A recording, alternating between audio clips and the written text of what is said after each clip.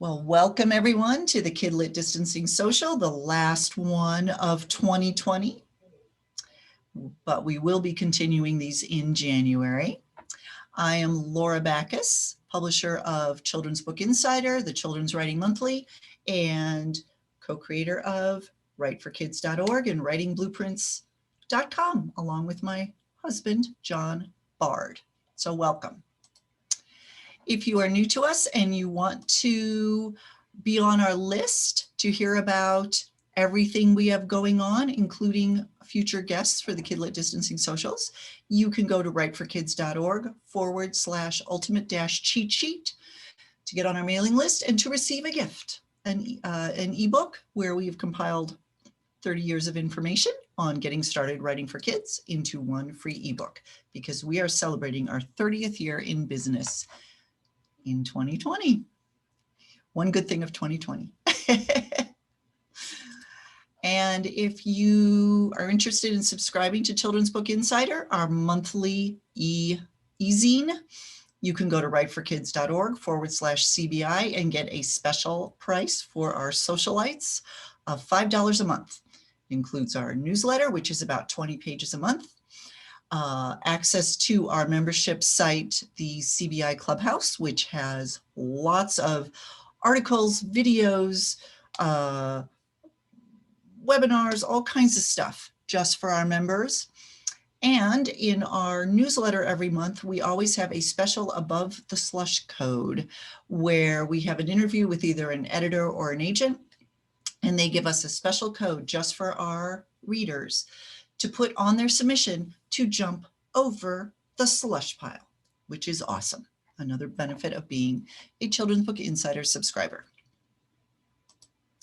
Okay, we've got a couple great celebrations this week.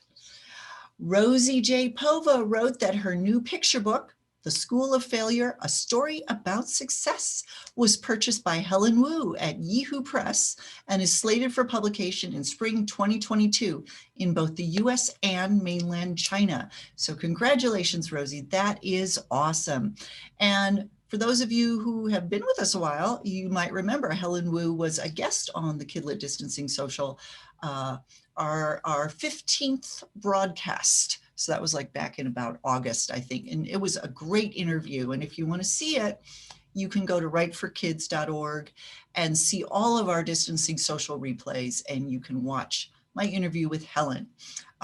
Really, really interesting interview about Yihu Press and what she's doing there. Shirley Manis writes that she's just self-published a fairy tale ebook, Ador the Giant, and is in the process of turning her first book, In a Scoop of Dirt, How Digging in a Pond Changed North America's Prehistory, into an ebook. And I happen to have In a Scoop of Dirt right here.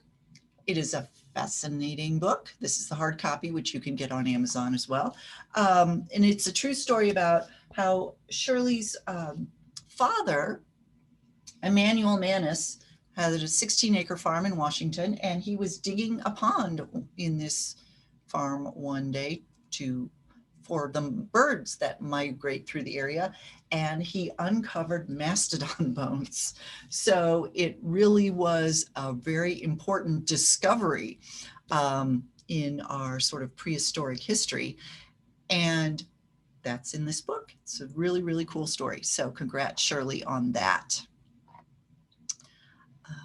Okay. The book cover is the same color of your green screen. Is my green screen, you're not seeing my, my CBI backdrop? If not, then I will have to fix that. Thank you for telling me. I'm not supposed to have a backdrop. Oh, you could see the CBI backdrop through the book? Oh, awesome. How cool is that? You're right, it's the same color as my green screen. Okay, as long as you can only see that through the book and nothing else. Awesome. Okay, so I want to hear your good news. Email mail@writeforkids.org and put celebrate in the subject line, and we'll feature you in a future Kidlit Distancing Social. We want to celebrate everything with you. You found an agent, you finished your first draft of your manuscript, you found a critique partner, you uncovered some really interesting research, whatever it is, send it. We will celebrate it because we need more celebrations right now. Okay, here's a link of interest I thought you all might want. In this week's Publishers Weekly, they compiled a roundup of all of 2020's best book lists for children and teens. So if you're looking for something to read, if you wondered what were the books that stood out this year because you're doing some market research, whatever it is, this is a great article. It's got all the lists from the review sites and the book bloggers and American Library Association and the big newspapers and the libraries and everything, all in one handy dandy resource. So I made a bit.ly link for you, bit.ly 2020 book lists. And that should keep you busy for a while if you're looking for something to read. I know I will be referring to it a lot. Okay, I am really excited to introduce my guest tonight. Michael F. Schein is the author of the Hype Handbook, 12 Indispensable Success Secrets from the World's Greatest Propagandists, Self-Promoters, Cult Leaders, Mischief Makers, and Boundary Breakers, which is coming out on January 12th from McGraw-Hill. And he is also the founder and president of Microfame Media, a marketing agency that specializes in making idea-based companies famous in their industries by turning them into niche celebrities. And he's worked with a lot of big clients like eBay, LinkedIn, Magento, lots of big companies. He's a renowned speaker. His work has appeared in many national publications. And the other cool thing, I have a link here. He's the creator of the popular Hype Book Club, which provides regular recommendations of books about hype artists and hype strategies. So there's the link on your screen. You can check that out. So Michael, welcome. Thank you for joining me tonight. Thank you for having me, Laura. It's a lot of fun to be here. Great. So we are going to talk about the M word tonight, which is marketing, which a lot of writers really are like, no. They either hate the idea of it or they feel kind of icky about it. Like, you know, telling people about their work feels somehow like it debases their art somehow. And a lot of writers are introverts and they don't really like to put themselves out there in that way. Right. So I'm hoping our discussion tonight can change some of their perceptions about these things. So let's start with your book, the Hype Handbook. So what is hype actually? How do you define it? And how did you first sort of discover its power? So first of all, I want to say that this is a unique pleasure to be speaking to this group because I've been talking a lot about this book and to a lot of business audiences. And I still consider myself a writer. I got into all of this because I was a writer first. And I'm kind of an accidental marketer, which we can talk about. I mean, the way I describe or define hype, and I do know it's usually considered a negative thing, but I just define it as any activities that create an emotional reaction among people to get them to do what you want them to do. And that can be a negative thing. It can be a very positive thing. However, it's completely amoral. There's no moral component to this. So my hope is that people doing great work, like the writers who are listening to us tonight, can use these tactics versus some of the bad guys we often do see using it. Mm-hmm. Mm-hmm. Right.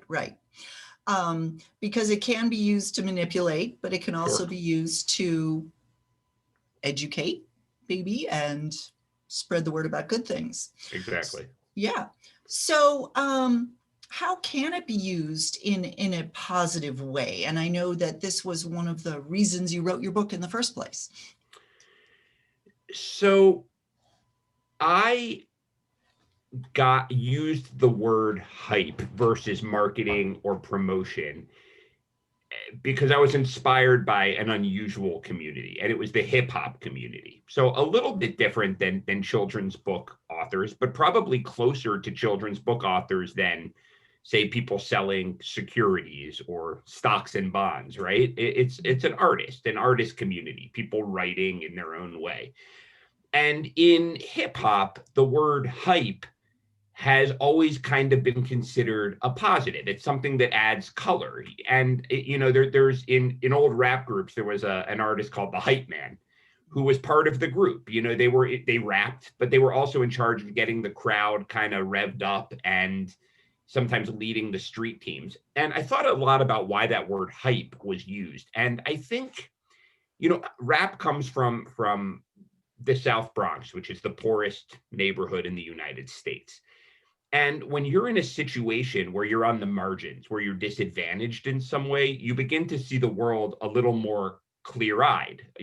People say, this is just how human beings respond. We might like it, we might not, but there's a certain way that people respond to certain stimuli, and we're going to use it. And as a result, a really great art form was created and spread around the world. So I just thought that was inspiring, that those of us who aren't natural marketers or who don't have access to traditional marketing channels or advertising agencies or whatever can be playful with it. I consider hype a very playful way of getting the word out. Mm-hmm. Right. Now, the approach you take in your book is similar to what we talk about when we educate writers. We say study mentor texts, which are published books that are in the same age group or genre for which you want to write, and kind of really dissect them and figure out how the author did what they did so you can model it. And in your book, you advocate studying the mischief makers, propagandists, con artists, boundary breakers, and hype artists, find the commonalities, and then reverse engineer how they do what they do so you can use that for yourself. So how do we begin to first find the people we should be studying and then break down what they do? So I should give a little bit of context about why I think this is a good idea. Okay. I have wanted to be a writer since I was 5 years old. I wanted to write novels. I still write fiction. And for a while, that passion changed to music. So I was writing songs, and I had a band in New York. Actually, John and I bonded over the kind of music. It was kind of punk type music. And we probably had a little more success than with our musical ability we had any right to have. We used to have a residency at a club called Arlene's Grocery. We would sell it out a lot. We would get some attention. And it all had to do with mischief making, with hyping things up. We would, I got us on Showtime at the Apollo knowing that we would be booed off. So I knew we would get coverage for that, things like that. And that was all part of the fun. And, that didn't work out. And I went and I got a corporate job, which is really hard for an artist. And I got used to the paycheck, and it was the better part of a decade. And I finally left to become a freelance business writer because I saw opportunity there. And I thought like a writer. I was like, I'm a good writer. If people see my writing, they're just going to pay me for it because I've always been told I was a good writer, and finally I'm going to shine. And the people who did pay me for it really liked it and rehired me, but I was terrible. I couldn't get new clients. I didn't feel comfortable with it. I'm a little bit introverted despite my big mouth, but nothing makes me happier than sitting with a book, And it was really, really challenging. And I just kind of felt like resentful that I had to do sales and marketing. But then I thought back to what I used to do for the band, and that never felt like marketing. It felt like part of the art. It was mischievous. It was fun. The fans liked it. It added color. So I said, well, let me try doing that. Let me try hyping myself up. And it was a lot more comfortable, and it was a lot more fun, and it worked. And so I said, if I kind of came to this naturally, and I studied, punk by nature is like a mischievous kind of art form. What if I study other people systematically who are good at getting an emotional reaction? And what if some of them aren't necessarily good people? Are their tactics necessarily evil? Because if they are, I'm not going to use them. I didn't leave my job to become a con artist. Right.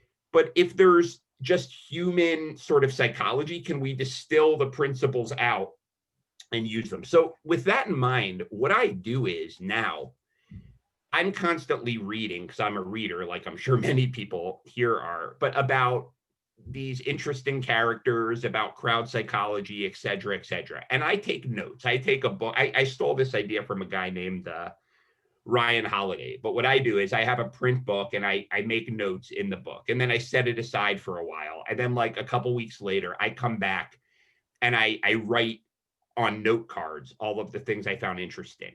Mm-hmm. And then since I own an agency and I'm marketing myself, I experiment. I conduct small experiments with what I learned. And if they succeed, I try them again. And if they fail, I put them to the side and I try to make them very small. Hmm. And that's sort of how I combine my book smart side with my much smaller street smart side Mm-hmm. to figure it out. Mm-hmm. Mm-hmm. That's great. I love that small experiments idea.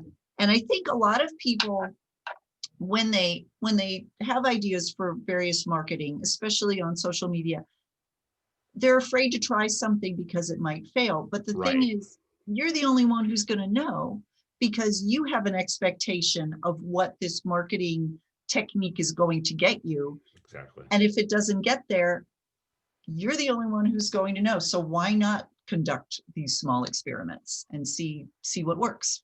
Yeah, that's what's great and awful about the internet. It's Yeah, basically like throwing a cork into the Pacific Ocean until you start to get noticed. So you have right. room to conduct a lot of experiments. Yes, yes, you do. So in the Hype Handbook, you outline 12 hype strategies that anyone can use to maximize the success of their product or idea or brand. And make no mistake, your book that you've written, everyone out there, is a product that you are hoping to sell, trying That's to right. sell. Hmm. So can you outline one or two here that you think would be especially effective for writers of children's books? Sure. And I gave this a little bit of thought because obviously in the world of children's books, you have to be a little bit careful about how you present yourself because there are little eyes and ears and their parents attached to everything you do. So, however, there are a lot of principles that can be adapted quite well. One is one that I call the piggybacking principle. Actually, that's a very good term for a children's book audience. I never really thought of that. But the idea is that most hype artists, as I call them, make it seem like all of their growth is happening on a grassroots level. Like how, I went on Twitter and Facebook and just churned and built this groundswell of 100,000 followers, and they all started buying my stuff. And, that happens, but it's very daunting to think that you have to do that because A, it takes a lot of time and you should be out there writing. And B, it doesn't usually happen that way. What most hype artists do is they try to make it seem like it's happening on a grassroots level because that's more romantic.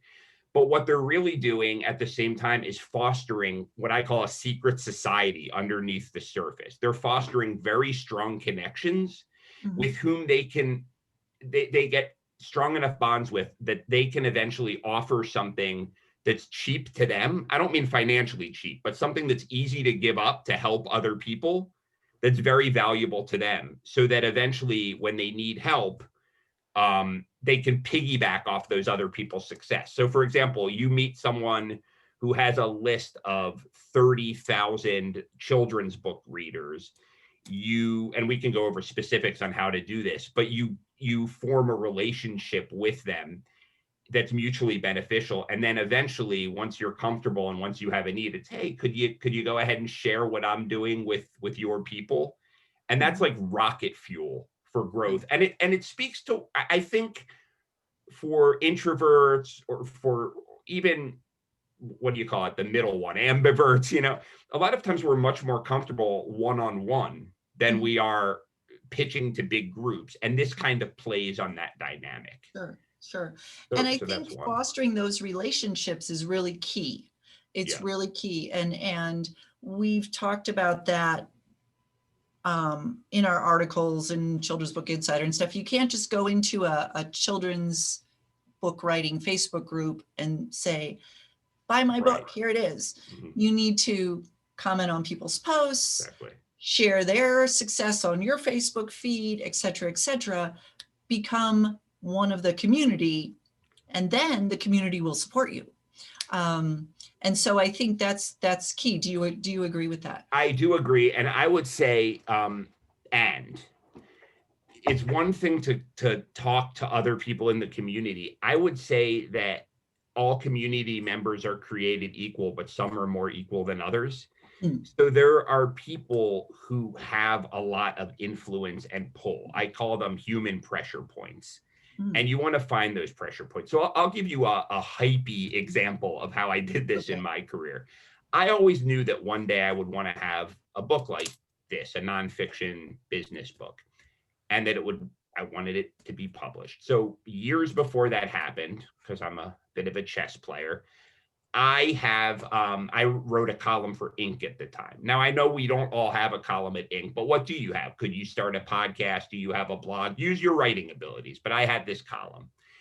And I wrote an article called, I forget the exact name, but it was something like the top 20 business literary agents, da da da da da.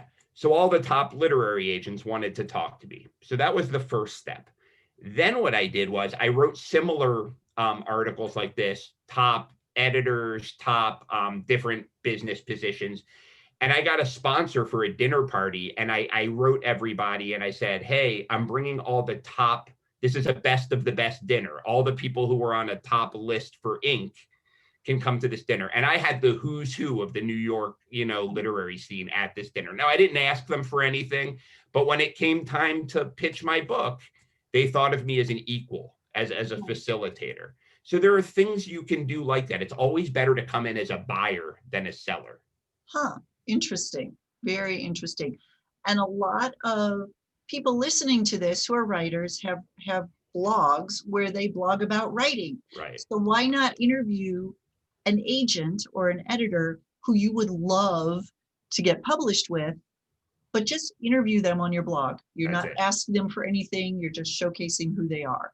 And that's a great tip. And then you've got that little in when you need it down the road. That has been so valuable to me over the years. I cannot tell you how much that can accelerate your career, but you have to have a long-term point of view. You can't come across this as grasping and trying to get them to look at your manuscript. Yes. Not at first.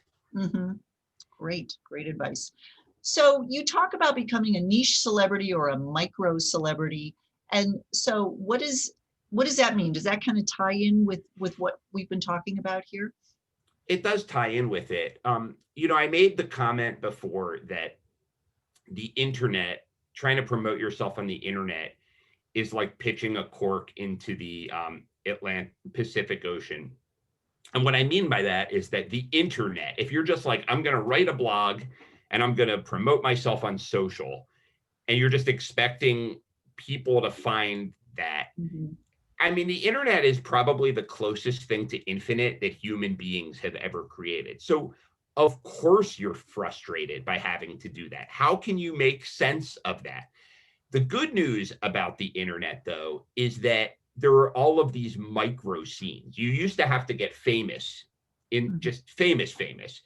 Now you don't. So like, I'll give you an example. I have a 10-year-old daughter, and her favorite celebrity, bar none, is LD Shadow Lady. So when I was a kid, I knew who Harrison Ford was. I knew who Michael J. Fox was. She doesn't know who any movie stars are.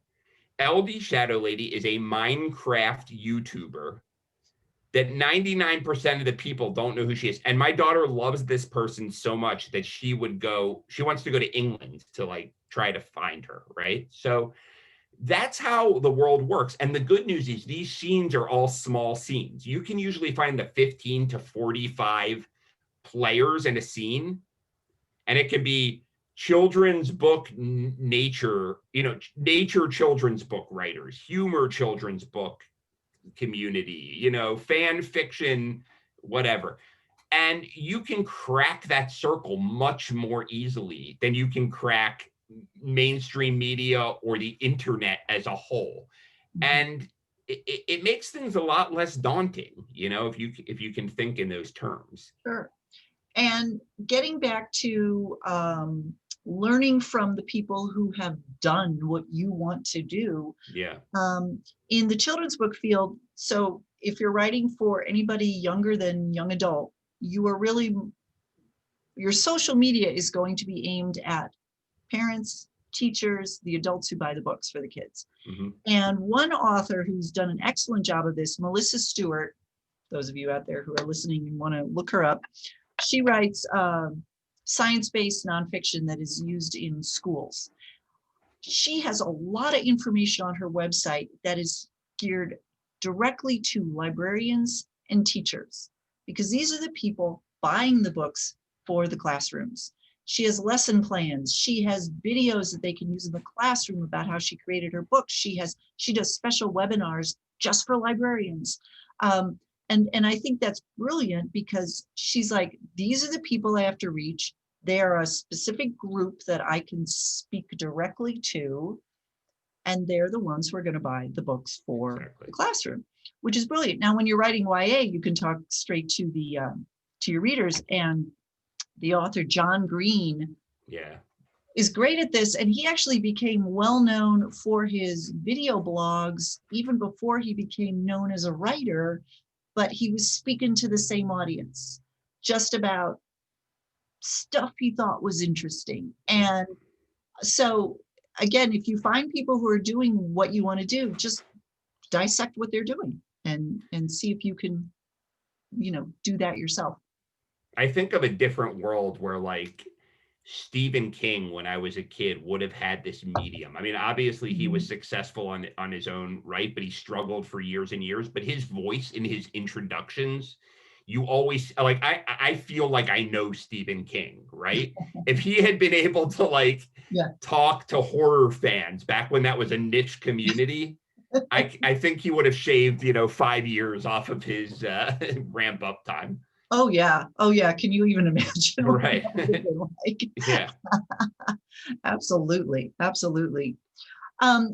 I think it's Tim Ferriss who said it, the 4-Hour Work Week. Those of you who are listening probably know him for that particular book, but he has a lot of great things to say about marketing. But he says you don't have to reach everyone. You just have to reach the 1,000 people who get you. Right. And then they'll tell their friends. Basically. I think that's I'm right. Paraphrasing, but and I think that's really true. I think when we think about trying to reach everyone, it's impossible, first of all, and your book isn't for everyone.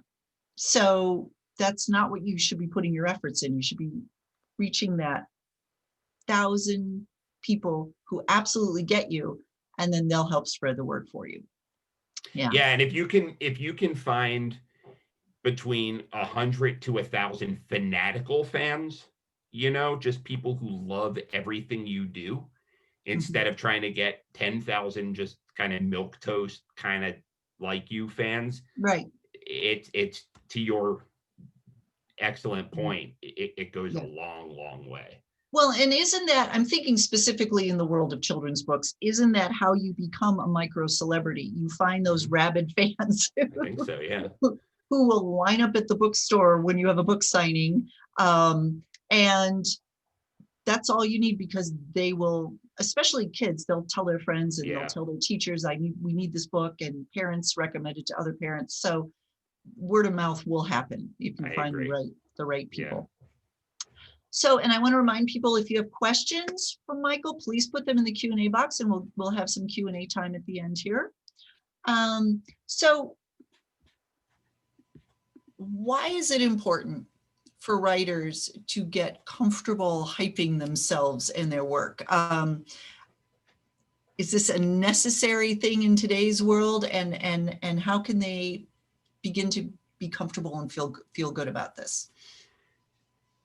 So there are so many ways to answer this. I mean, one is the obvious that, if you're not self-publishing and you're with a publisher, publishers put fewer marketing dollars toward art than authors than ever before. So if you want to make a living and get paid for your work, you have to market yourself. But I think there's a deeper answer to this. And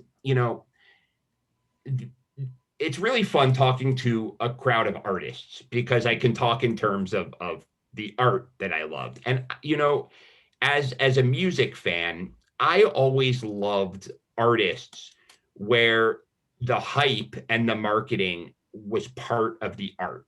And that let me sort of change my frame to not always think of it as like, okay, I created my precious book or album or whatever, and now I have to do the dirty work of promoting it and learning Snapchat or whatever the hottest, tool is. I mean, David Bowie used to, before he was famous in the United States during his Ziggy Stardust era, he would show up in a limousine to build mystique. And that was part of the art because he was playing this role as the greatest the last rock star of all time. So if you can change the frame and think to yourself, at its best, and this is why I don't use the word marketing, I use the word hype, that hype or marketing or whatever can actually add color and fun and showmanship and enrich the lives of your readers. The readers want you to be a character. They want you to, they want to know what goes on behind the scenes. They want to communicate with you. And if you're an artist, if you're a creative soul, instead of thinking of it as a burden that has to happen apart from your art, it can be part of the play. It can be part of why you got into this. And I think, given that you really have to do it anyway, if you're trying to make a living at this versus just doing it for yourself, which is legitimate, but I don't think you'd be here if that was all you wanted to do. I don't know. When I made that shift in my head, everything changed for me. Well, and really, it's just another form of communication. Right. And if you're a writer, you're communicating with your audience. This is just another branch of that. Exactly. And it's not this separate weird skill you have to have. It's just an extension of everything you've done. And I think, do you think it's important that people figure out how they're most comfortable communicating and really spend their time hyping themselves that way? For example, if you love being on camera, you can do YouTube stuff. If you hate being on camera, you might want to do more blogs or write articles. Is it important to kind of figure that out for yourself? I do, but I also think that it's important to realize that not all forms of marketing are created equal, that they don't all work. So for example, one thing I did wrong when I was in my band was I really liked talking to the fans on something called, what was it called? Live Journal, which was like an old form of social media. And so I would spend a lot of time doing that because it was comfortable. And I look back now and I should have spent more time doing other activities. I did it because I was comfortable with it. So sometimes you have to get outside of your comfort zone. But I do think there's a light side to that, or what do you call it? A silver lining to that cloud. I want to pick the right cliche. And I think, we often hear about that we need to create a persona, right? Like, Roald Dahl obviously had this crotchety dark humor persona. Dr. Seuss had a persona, right? And a lot of times we say, well, I don't want to be someone I'm not, right? And I would say there's a different way to think about that. Instead of trying to create a persona that you're not, what I've done and what I think all the great hype artists do, write a list of your insecurities and your weaknesses and start there. And then think how you can flip those into strengths. So I'll give you an example. So Andy Warhol, right? He was always a good artist, but he had everything else going against him. He was balding at a very early age. He was pathologically shy. He was pale with acne. He was gay. And not only was he gay, this was in the 40s when he was coming of age, he was effeminate. So, and being gay was illegal at that time. So this guy had everything going against him. So he could have done, he could have put tanner on his skin, and this was the age of abstract expressionism where these were like manly men, like Jackson Pollock, he could have, I don't know, bulked up, tried to become an extrovert, all of this. But what did he do? He took every one of those weaknesses and turned them into the greatest pieces of his persona. So the shyness, he's famous for having these brief answers that made him enigmatic. So they asked him, why do you paint soup cans? And he would say, because I like soup. And people would tear that apart in the press for hours and days. He was going bald. So instead of like getting a toupee, he got this blaringly obvious silver wig. You know what I mean? His clothing accentuated his skinniness. His white skin made him this like creature of the night. So he's the most he's almost a cartoon. He's such a persona, but he was himself. So I would say anything that you truly feel insecure about, things you consider your weaknesses, write them down and then try to think of ways that you can turn those into your persona. And it's very liberating and it works better because there are a lot of people with your strengths. There are probably not that many people with your weaknesses. Interesting. And you can have fun with it. I mean, he went over the top with it. Yeah, he did. But I bet it was fun for him to do that, to put that whole persona together.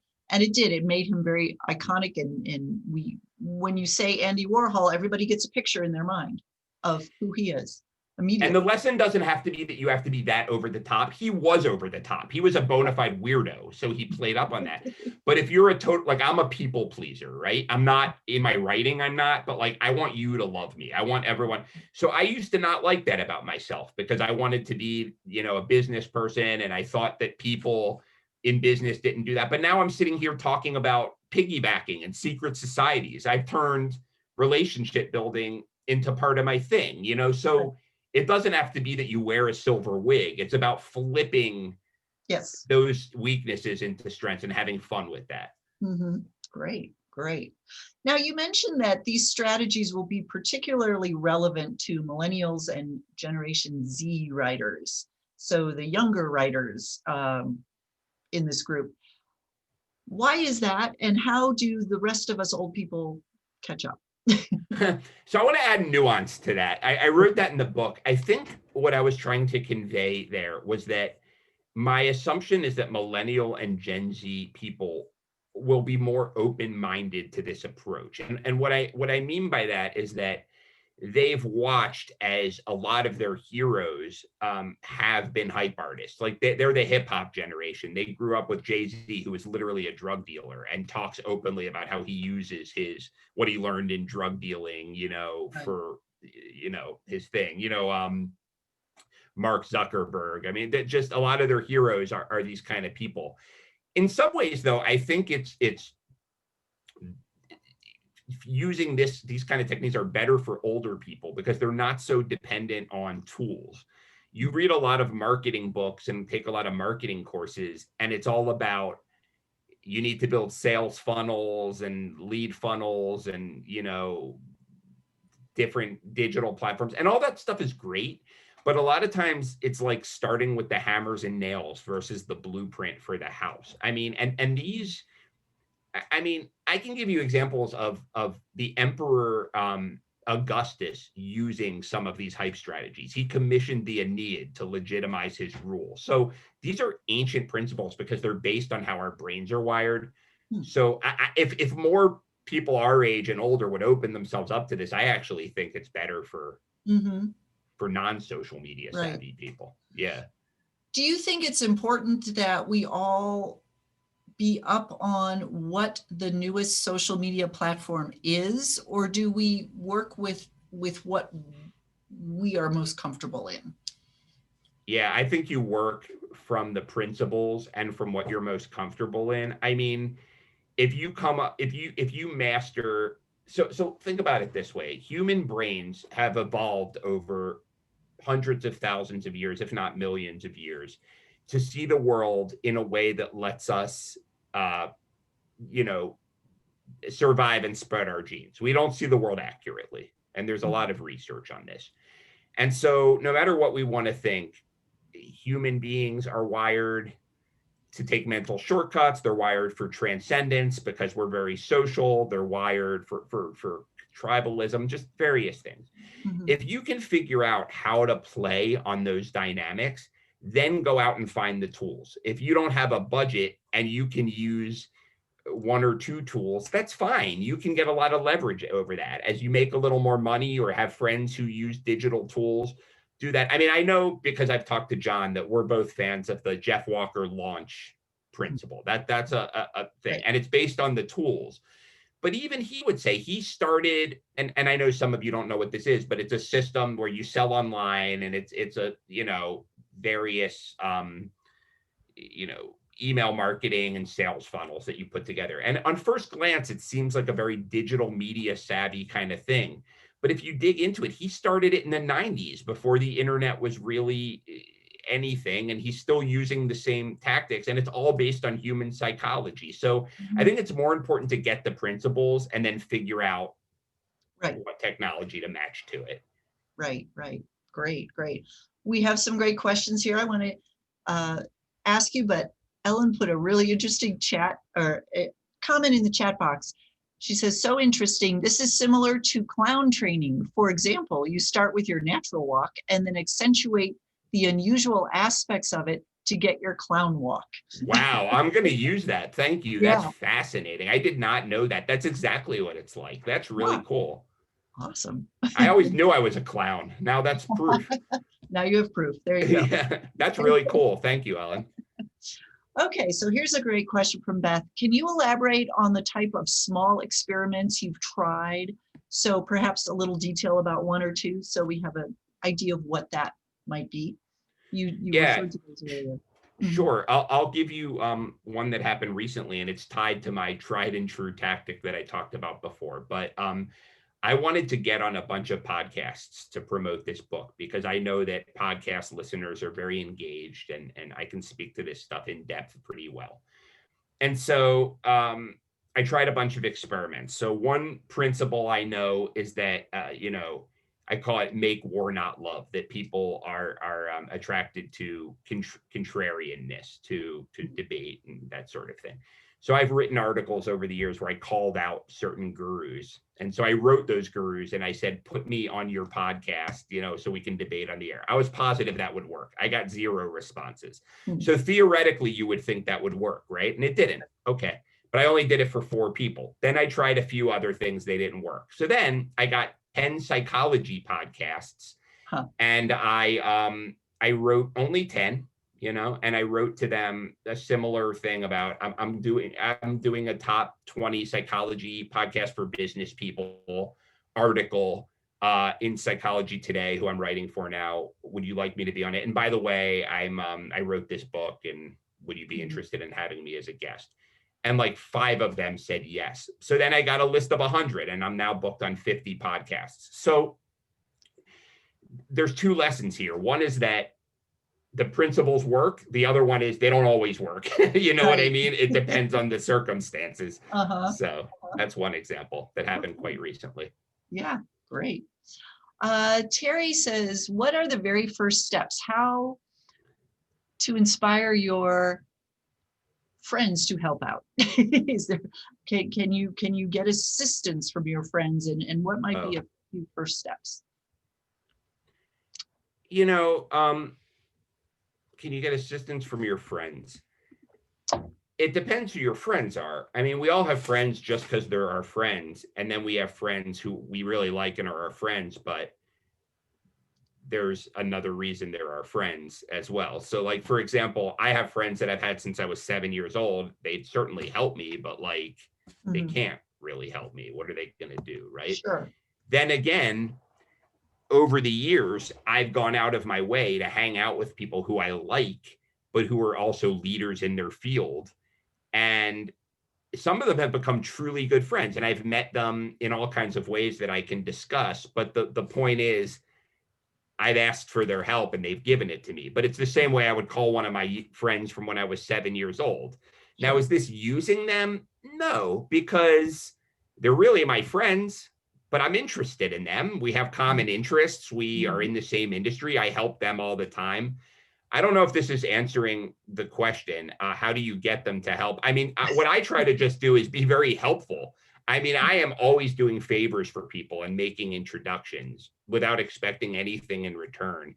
And I don't think of it as like a tit for tat thing. I think of it as like, I'm now the person that everyone is happy to hear from when I call.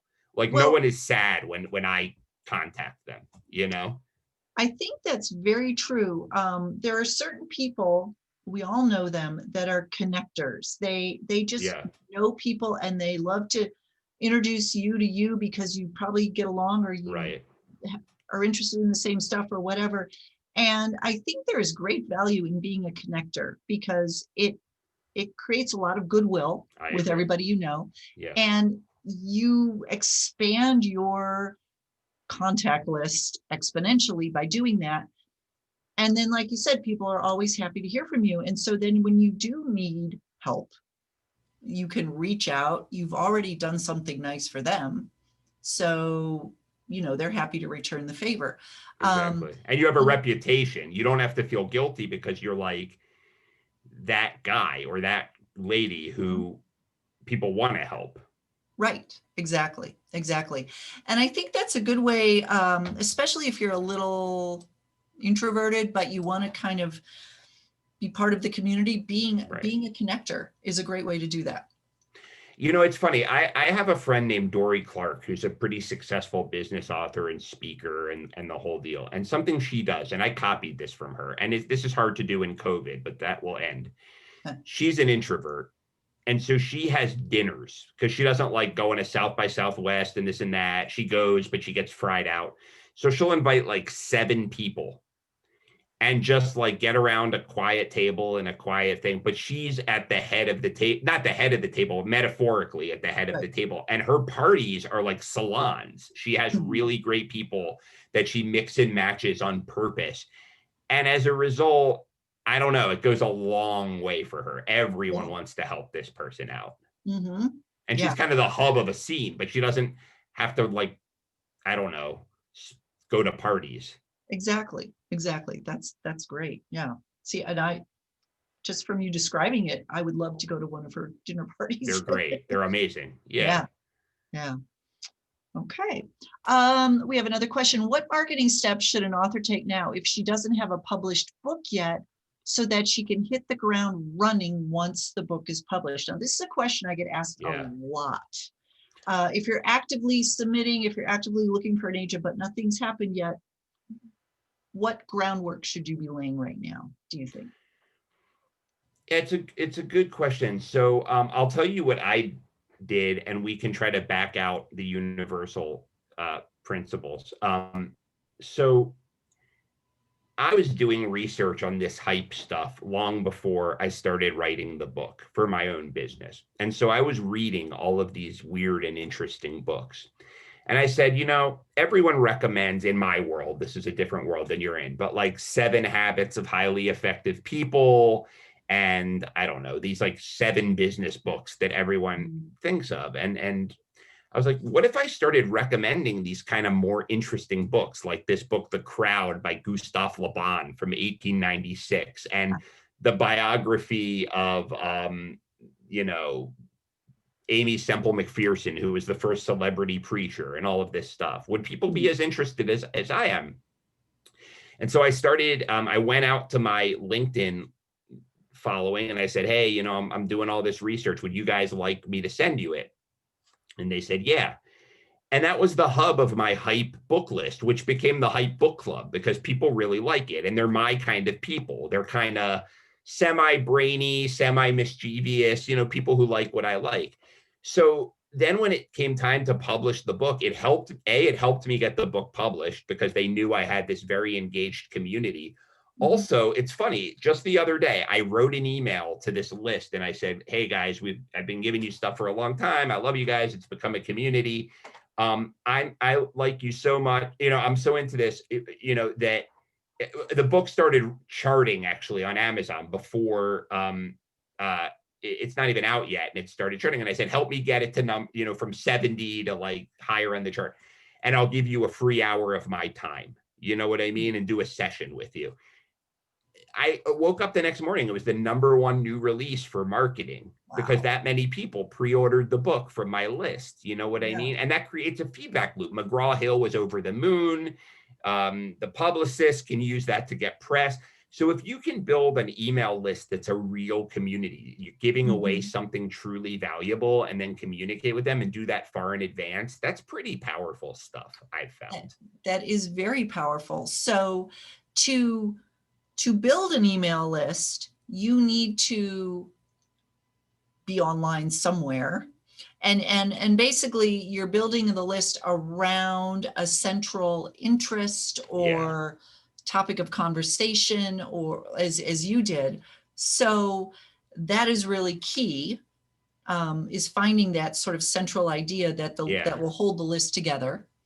And do you think it's important that it tie in with whatever the book is you're writing, or can it just be people who like you?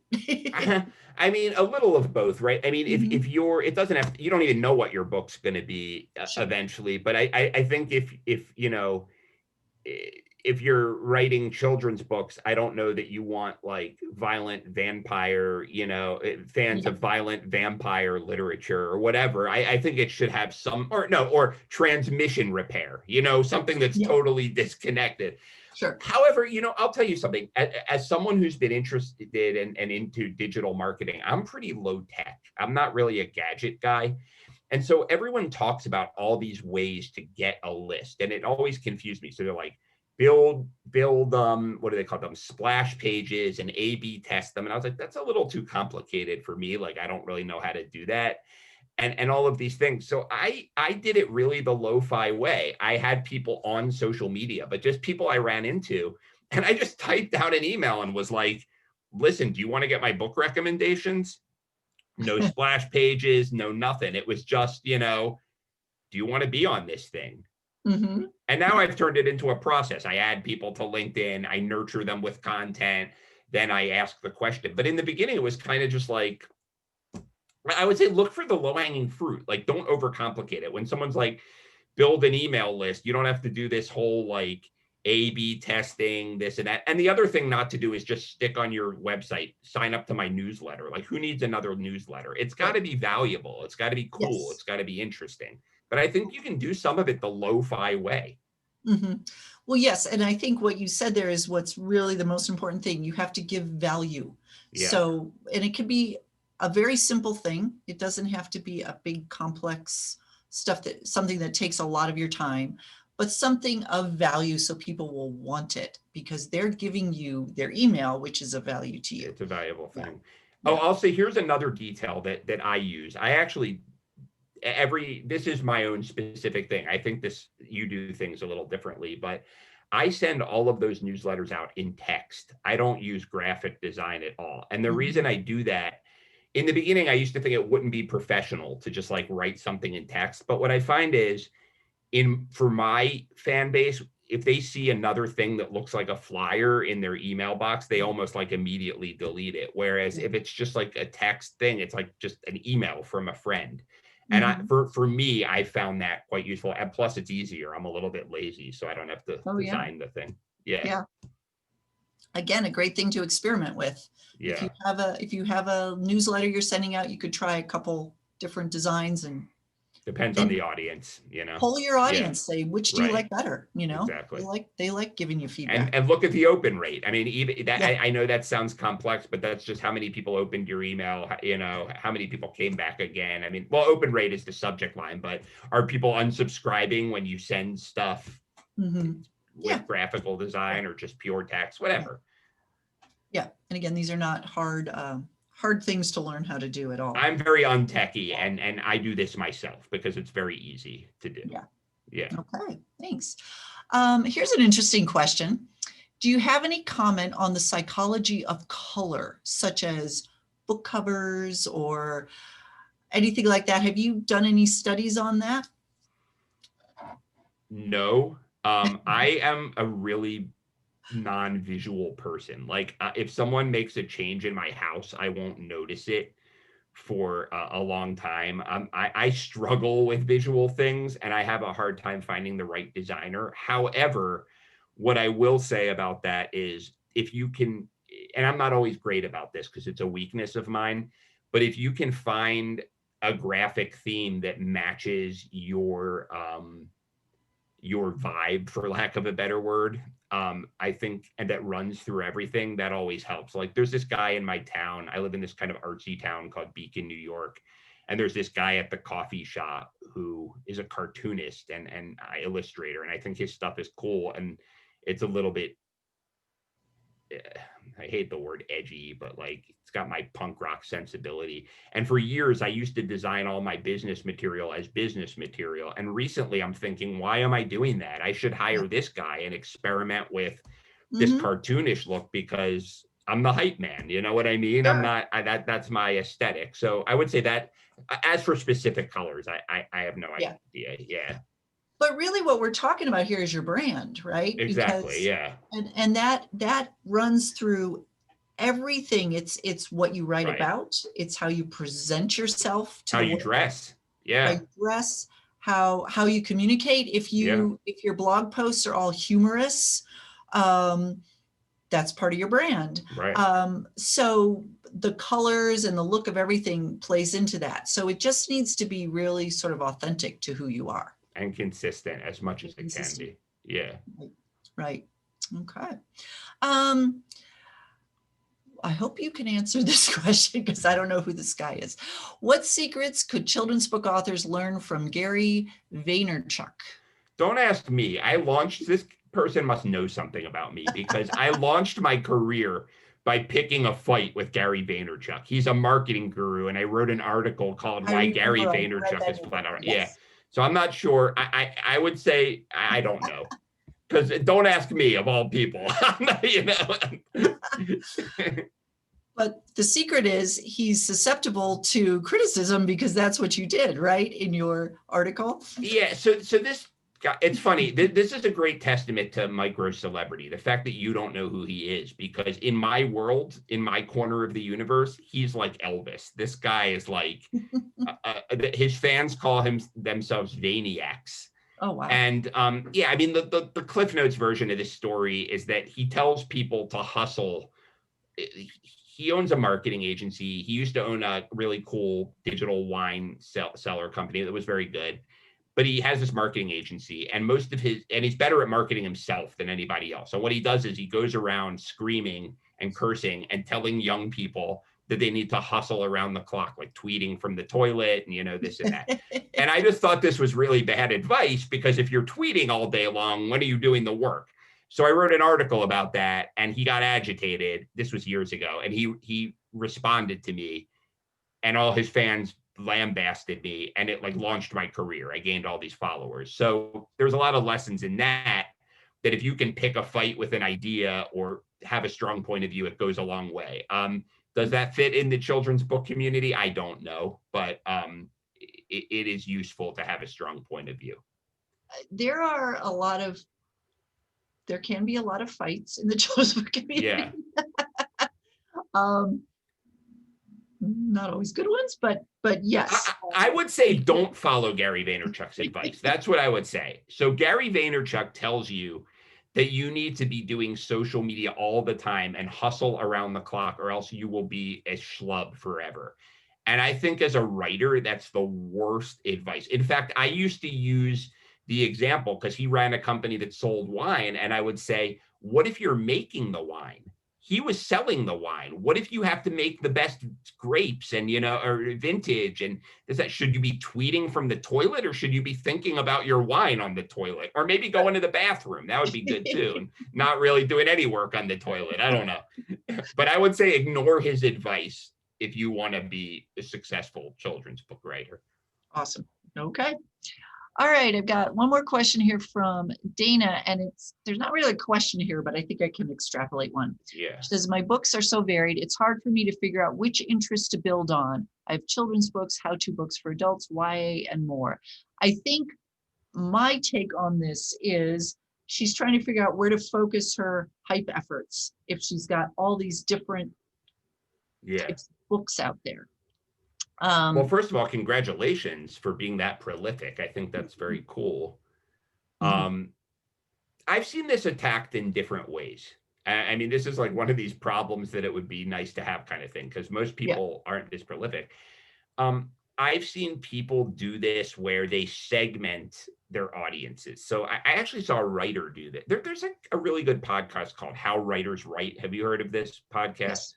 Mm-hmm. So I like that show. And the host had a writer on there who does like romance novels and something totally different, paranormal something or other. And she is a good marketer, and she even has different names. It's like Laura S whatever and just Laura whatever, and she has different color schemes and a different voice when she's marketing her different things. That's a lot of work, but that's Right. one approach.